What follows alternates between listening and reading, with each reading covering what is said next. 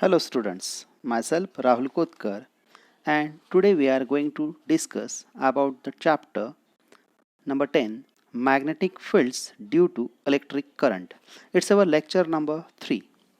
So in this lecture we are going to study about moving coil galvanometer. So remember students, galvanometer is of the two types. One is called permanent magnet moving coil galvanometer and other is called coil permanent coil moving magnet galvanometer. Okay, so what is this permanent magnet moving coil galvanometer?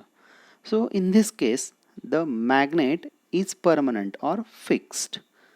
Magnet is fixed, okay, and coil is moving, while in the other case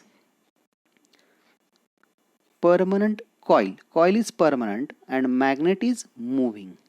Okay, so we are not going to discuss about this one, okay, because this is not included in your syllabus, but the example of this one is the tangent galvanometer. Okay, the galvanometer which is known as a tangent galvanometer. Now we are going to discuss only about this permanent magnet moving coil galvanometer. So what is this permanent magnet moving coil galvanometer? Okay, the word here indicates that MCG.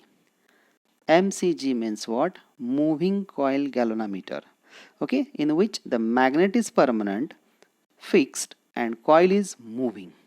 So this is called as a permanent coil galvanometer. Okay, this this galvanometer is again of the two types.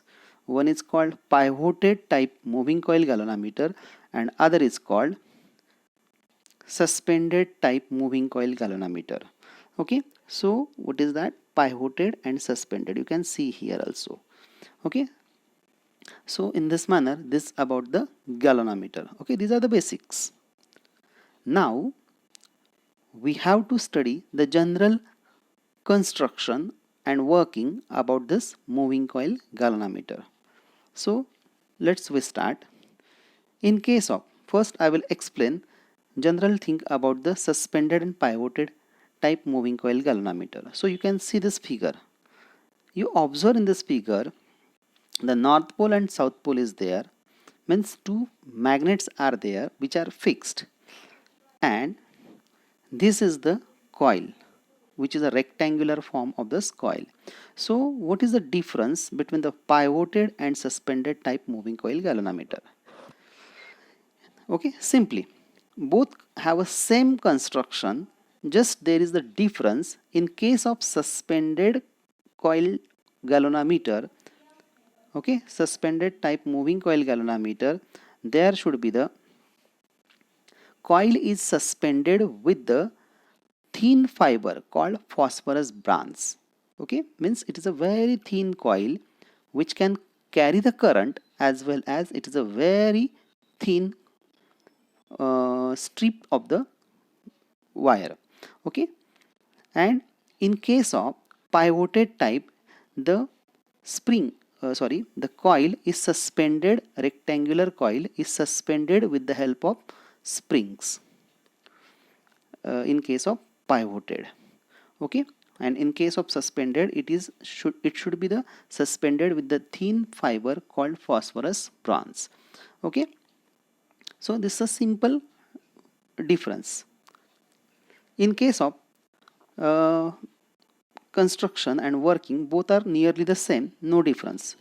Okay, so here why this galvanometer should be required? So galvanometers are used to be for measuring the magnetic voltage as well as current flowing through the circuit. Okay, means using the galvanometer, moving coil galvanometer, that is called MCG. Okay, using this MCG we are able to measure the voltage, that is a potential difference across the any 2 points in a circuit, as well as current flowing through the circuit. Okay, and this method can be useful, or this type of moving coil galvanometer can be applicable in case of the formation of analog voltmeter and ammeter. Okay, so we can see here it consists of a magnetic coil. Okay, it consists of a rectangular coil. This rectangular coil is kept inside the two magnetic poles, say as to north pole and south pole, which produces the magnetic field like this. Okay, means this coil is kept inside the magnetic field. Okay, again with the help of in case of suspended magnets, there is the phosphorus bronze, and in case of pivoted, there is a spring is used to suspend the coil to the rigid support. Okay, then at the bottom it is again supported to the with the help of spring. Inside this coil there is the presence of iron core, which is called soft iron core. Why this soft iron core is used? The soft iron core is used to concentrate the magnetic field at the center. Okay, means these magnetic lines produced here, they will be get equated, that is called radial magnetic field. Means to produce the radial magnetic field, these types of this iron core is used there. Okay, actually you can see here this pole looks like a simple our bar magnet, but these are not the bar magnet, these are the horseshoe type magnet like this. Okay, but we see the transverse view. Okay, and while observing the transverse view in this figure, what we can see, we see there is the magnet looks like. As you observe the top view, in case of top view you will observe these magnets have a horseshoe. Okay, means these magnets are the horseshoe type. So for explaining the this construction and working, I will be show a simple video to you. Okay, let's just observe that video.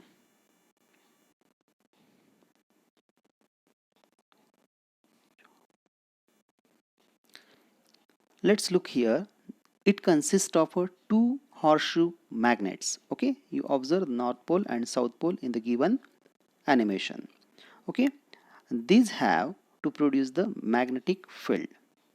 Okay, this is the soft iron core, which is useful to produce the radial magnetic field. Okay, as this is useful to produce the radial magnetic field, observe here, these are the two poles called north pole and south pole, which are of the horseshoe type magnets. Okay, this magnet produces the magnetic field. Okay, then this is the soft iron core. This soft iron core is useful to concentrate radially the magnetic field produced by a given magnets. This is called nothing but ever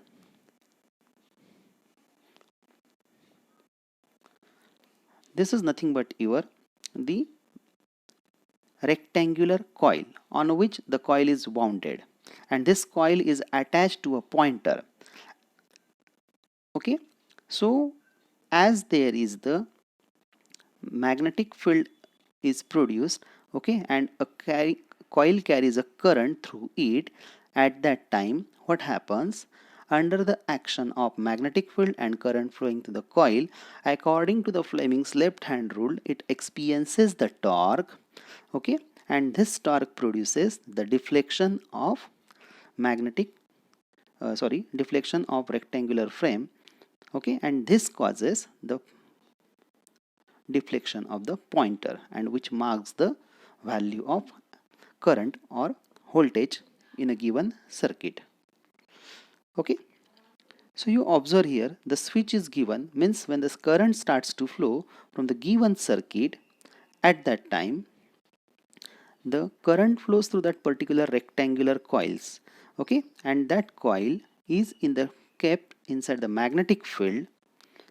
Okay, so this will experience a torque, and due to the torque experienced by the coil, what happens, it shows the deflection, and in similar manner pointer also shows the deflection, and we can note the value of reading. Okay, so this is our video. So as you observe, okay, this diagram shows the transverse view, while this diagram shows the top view of a given uh, moving coil galvanometer. Okay, so this coil present inside the two pole magnets experiences the torque, and the torque should be given by torque toe is equals to N into I into A into B sine theta. But as you observe here, theta is the angle in between length of a given rectangular coil and direction of the magnetic field. So both are perpendicular to each other, means theta is equals to 90 degree, and so sine 90 has a value 1, and so therefore sine theta has a value 1, and you have a final formula, that is N I A into B, where N be the number of turns in a given rectangular coil. Okay, means what we have, this rectangular coil have a small copper insulated wire, okay, and which is a very thin wire, and this wire have a coating of this over this rectangular frame. Okay, so how many number of turns are there, that should be noted here. The value of current flowing through the given coil, how much the current flowing through the given coil, okay, that is noted here. A be the area of a given rectangular coil, okay, means length multiplied by breadth, and B be the value of magnetic field due to this horseshoe magnets. So remember, as you observe, okay, these two sides are always parallel to the direction of magnetic field, so they will not experience the, means this is one of them is parallel and other one is anti-parallel, and in both cases sine have a value 0 degree, means sine 0, on and other case sine 180. In both cases it will have a value 0, okay, for a parallel and anti-parallel case, means the force acting only on these two sides, and that will produces the torque, which is given here, torque toe equals to N into I into A into B. So in this manner, what we can say, the torque balances the magnetic torque produced by the coil. So means this torque produced here, which is nothing but due to the current flowing through the given coil. As a current is larger, the deflection produces larger, and so here we note that deflection by a symbol phi. Okay, phi be the angular deflection produced in a given coil. So up to that, as larger is current, larger is the deflection produced, and we observe the larger reading in a given ammeter or voltmeter scale. So in this manner, what we can say, this coil, okay, the torque which produces the deflection in a given coil is called deflection torque, means due to this torque the coil produces the deflection, okay, means under the action of torque there is the deflection produced in the coil, and this is known as a deflecting torque. Okay, and to restore, okay, as you have a thin fiber or spring is there, so both are try to restore according to the property of the material, they will try to restore their original position, and while restoring their original position there should be the torque is acting by themselves, and that is called as a restoring torque. Okay, means at the equilibrium both the torque, that is a restoring torque as well as deflection torque as well as restoring torque are the equal, they produces equally, and that's why what we can say, K phi is equal to N into I into A into B. Okay, what is this K phi? K is the restoring, means it is torsional constant. What is the K? That is the torsional constant of the spring, means how much the spring shows the torsion or torque. Okay, that should be noted by this K simply. Okay, so the deflection produced can be given by phi is equal to N into I into A into B divided by K. So in this manner, as you observe, N is constant, okay, the area of the coil is constant, as the horseshoe magnet are also produces the equal magnetic field, means constant magnetic field. K is also constant for a given coil. So what you can say, if all parameters are constant, so phi is proportional to I. And what does it shows? The amount of deflection produced in the given coil, that should be proportional to the current I, or current flowing to the given coil. Okay, and this is nothing but the principle of moving coil galvanometer. Okay, so remember, what is the principle of moving coil galvanometer? The amount of deflection produced in a given particular moving coil galvanometer coil is directly proportional to the current flowing through the given coil. Understood? But remember, this types of or this principle or this type of phenomenon is not applicable in case of digital ammeters, voltmeters. Okay, so this is about your moving coil galvanometer. So now friends, we are going to start the other topic, and that is nothing but your magnetic dipole moment. So what is the magnetic dipole moment? So as you observe in previous chapter, electric dipole moment, okay, and which is given by charge q multiplied by length between the two dipoles or charges which forms the dipoles. Say this is your plus q, this is your minus q. These are the two charges, and the length between them is your L, and q be the magnitude of any one charge, and which is known as a electric dipole moment. In similar manner, in case of magnet, let's suppose this is your bar magnet. In this bar magnet, this is your north pole, this is your south pole. Remember that the north pole is always positive and whose strength is shown by plus m, while south pole is always minus m. Okay, means whose pole strength is shown by minus m. First thing, what do you mean by pole strength? Pole strength means the ability of a magnet to attract or repel the magnetic material. Okay, in short, that is, there is no reflection. So only there is the attraction. Okay, means what?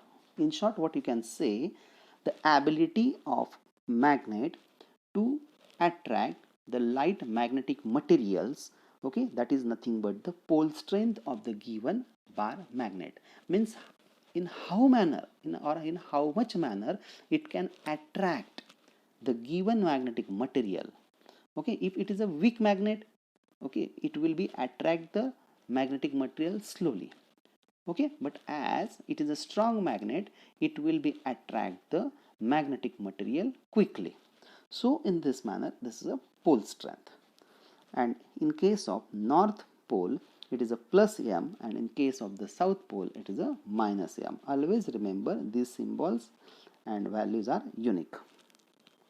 So what is that magnetic dipole moment?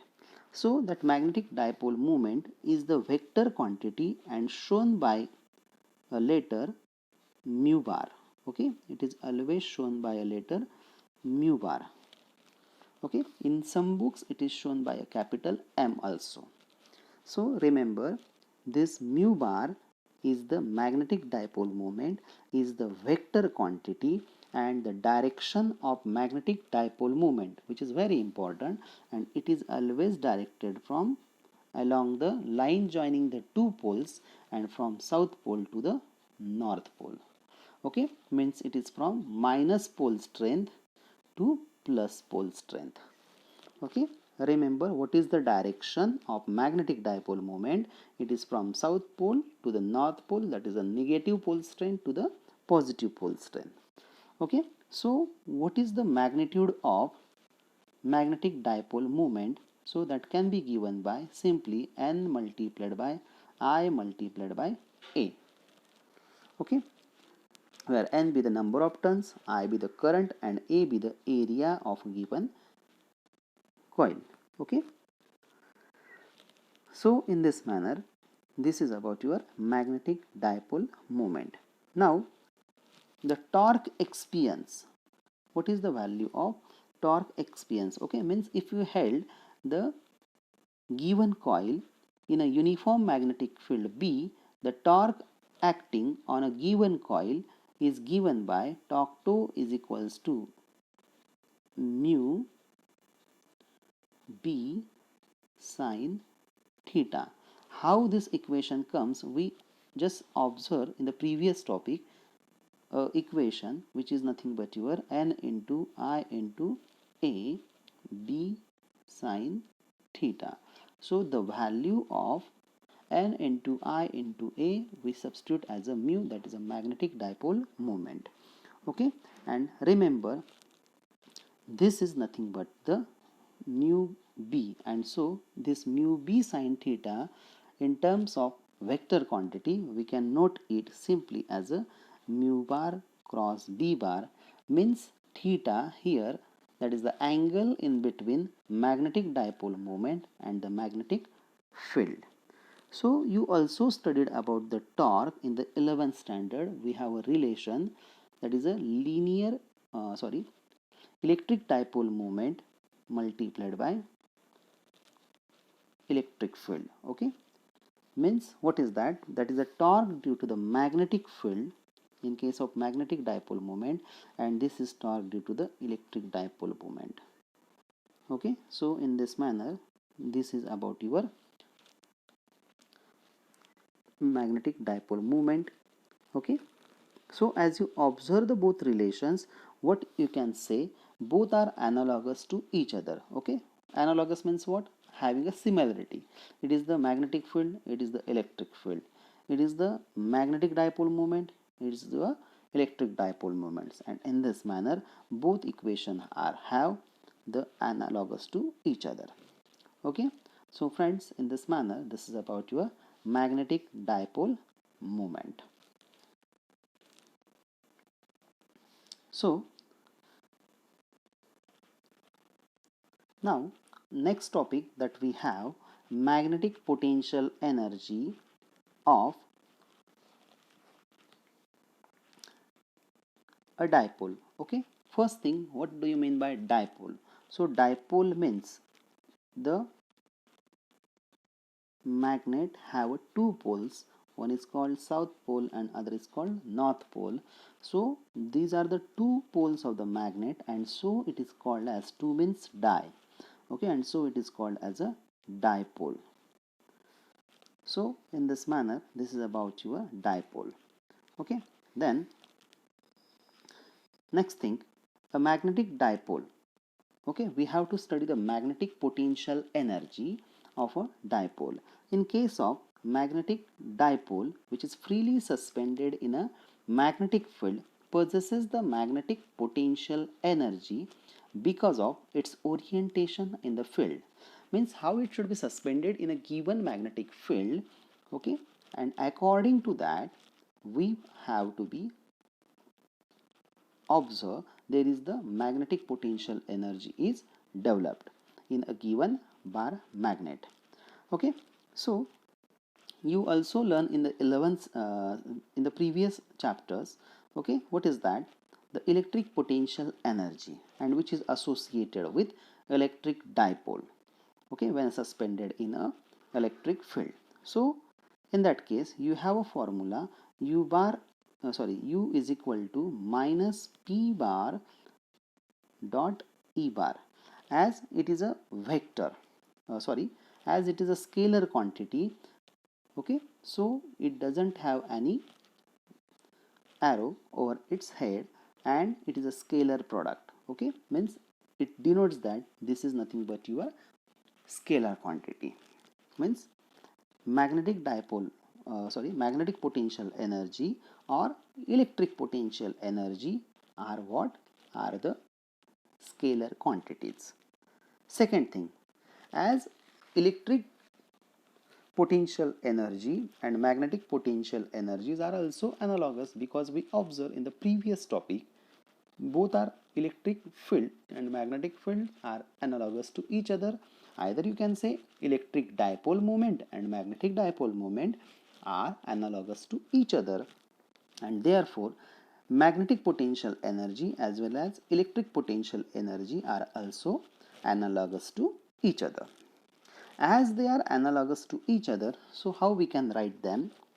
So we can write simply U is equal to minus, instead of writing P, now we should write mu, that is a magnetic dipole moment, dot product, instead of electric field we can write magnetic field.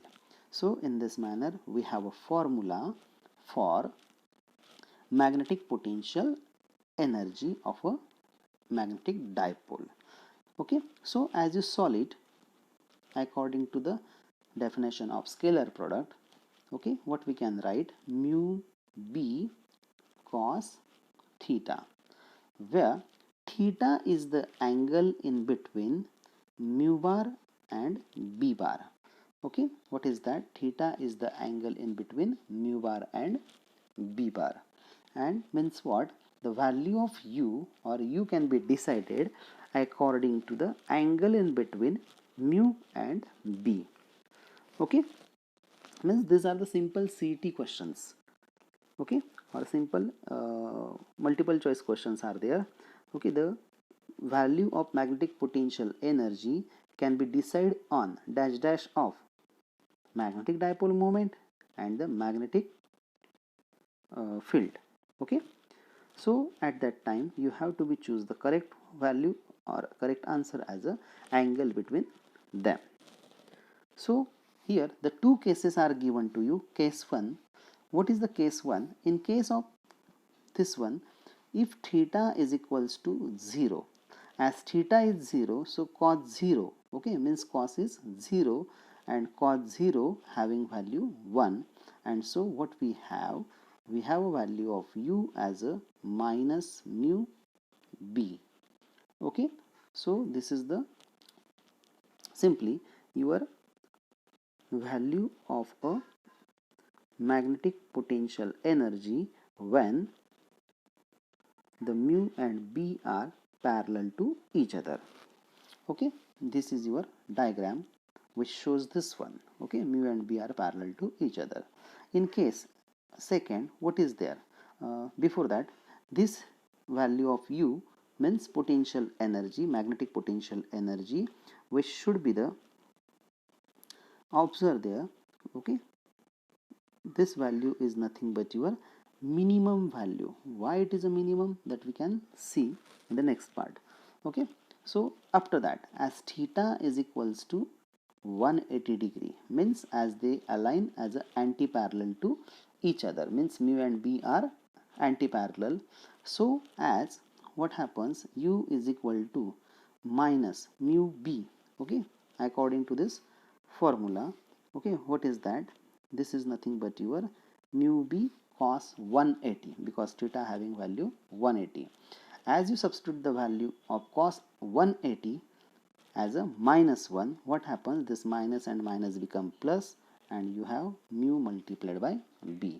So in that case, what you can say, the magnetic potential energy have a maximum value when mu and b are anti-parallel to each other. So in this manner you have the cases here. In case of when the mu and b means magnetic dipole moment and the magnetic field are parallel to each other, they have a minimum value, and when they are anti-parallel to each other, they have a maximum value. So in this manner we observe about the magnetic potential energy of a dipole. So friends, you read this topic carefully, try to understood. If you have any doubt, you can ask in the comment section. Okay, thank you for watching the video.